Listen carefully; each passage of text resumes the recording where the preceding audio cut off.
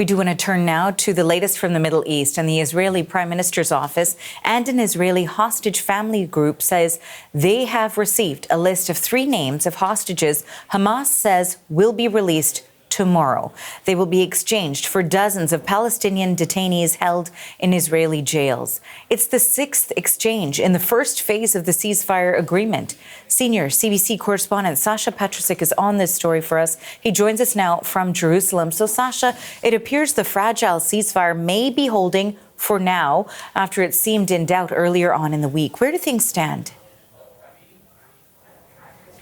Well, Arthi, you're right. Things did seem to be crumbling with the ceasefire just a few days ago. Now it does look as though it is fragile, but on track. We're hearing from Hamas as well that they intend to release 3 hostages tomorrow.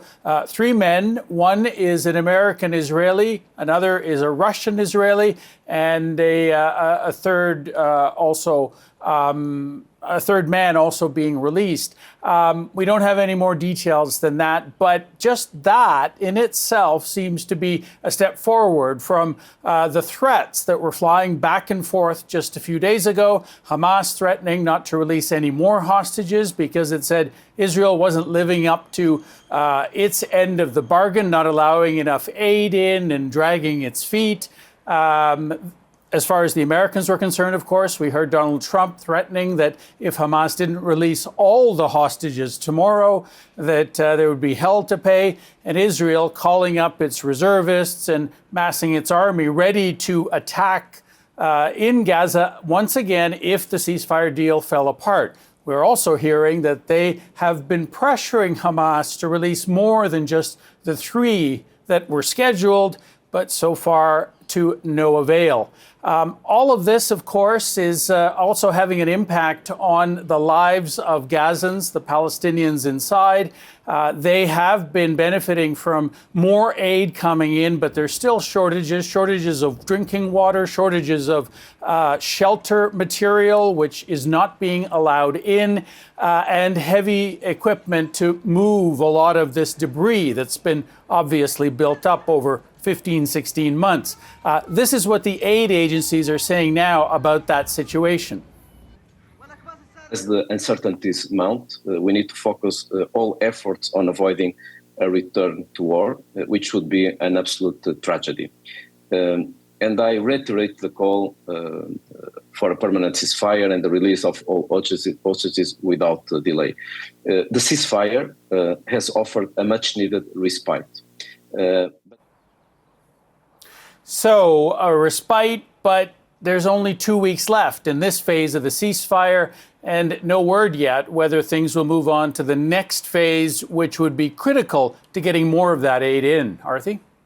And now, Sasha, earlier this week, of course, we were talking about the controversial plan that was further outlined by the U.S. president about a Gaza plan by Donald Trump. I'm wondering how Arab countries are responding to that plan as time goes on. And of course, we continue with this fragile ceasefire.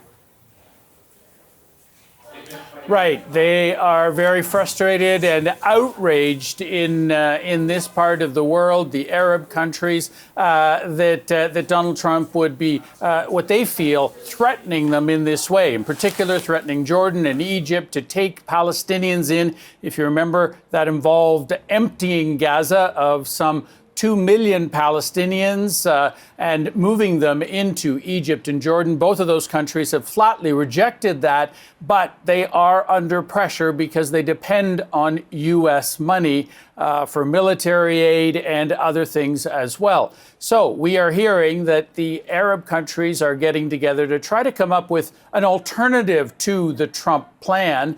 It's being put together by Egypt, but also with input with other countries as well. The idea at the moment seems to be to put together some sort of a Palestinian administration inside Gaza that would not involve Hamas or the Palestinian Authority, which is the group that runs the occupied West Bank, that would involve some kind of policing, though right now that's an open question because neither the Americans nor the Arab countries want to actually send in troops.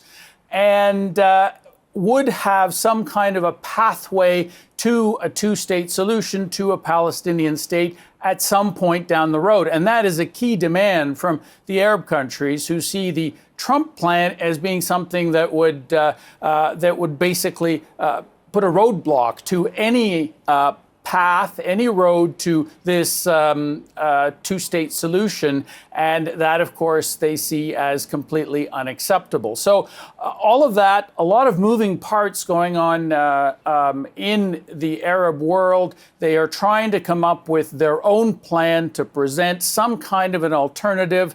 But so far, we're not hearing exactly what that might be. And certainly the Trump administration is still pushing its own plan as far as Gaza is concerned.